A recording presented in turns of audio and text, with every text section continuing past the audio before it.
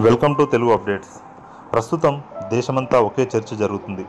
ఆర్థికంగా వెనుకబడిన అగ్రవర్ణాల వారికి 10% రిజర్వేషన్ ఇవ్వాలన్న మోదీ సర్కార్ నిర్ణయంపై అనుకూల ప్రతికూల వ్యాఖ్యలు వెలువడుతున్నాయి. ఈ నేపథ్యంలో మరోసారి ఈ నిర్ణయాన్ని సవాలు చేయడానికి సీనియర్ అడ్వకేట్ ఇందిరా సహాని సిద్ధమవుతున్నారు.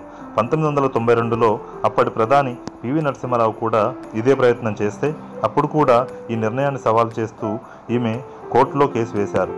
దీంతో అప్పట్లో సుప్రీంకోర్టు కుల ఆధారిత రిజర్వేషన్లపై 50% పరిమితి విధించింది.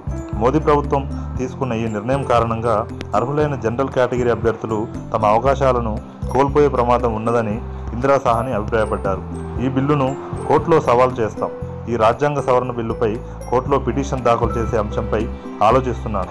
ఈ బిల్లు రిజర్వేషన్లను 60% తీసుకెళ్లి ఓపెన్ కేటగిరీ అభ్యర్థులకు అన్యాయం చేస్తుంది కాబట్టి దీనిని కోర్టు కొట్టివేసే అవకాశం ఉంటుందని ఆమె అభిప్రాయపడ్డారు. 1992లోనూ అప్పటి పీవీ ప్రభుత్వం ఇలాంటి ప్రయత్నమే చేస్తే ఎంతోమంది రోడ్లపైకి వచ్చి నిరసనలు తెలిపారని, దీంతో తాను కోర్టులో సవాల్ చేసినట్లు ఇందిరా సహాని వెల్లడించారు. ఈ కేసుపై ఎన్నో బెంచ్లు విచారణ జరపగా చివరగా వెంకటచలయ్య నేతృత్వంలోని బెంచ్ తీర్పును వెలువరించింది.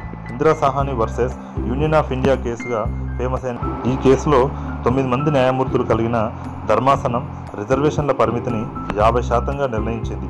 ఈబీసీలకు 10% రిజర్వేషన్లు ఇవ్వాలన్న పీవీ ప్రభుత్వ నిర్ణయాన్ని ఆ ధర్మాసనం కొట్టివేసింది. వెనుకబాటుతనం అనేది రాజ్యాంగంలోని ఆర్టికల్ 16(4) ప్రకారం కుల ఆధారంగా నిర్ణయిస్తారు తప్ప ఆర్థిక పరిస్థితులను బట్టి కాదు అన్నది ఈ తీర్పులోని ప్రధాన భాగం. ఇప్పుడు ఈబీసీ కోటాపై చర్చ సందర్భంగా కూడా ఈ కేసును ప్రతిపక్షాలు లేవనెత్తాయి.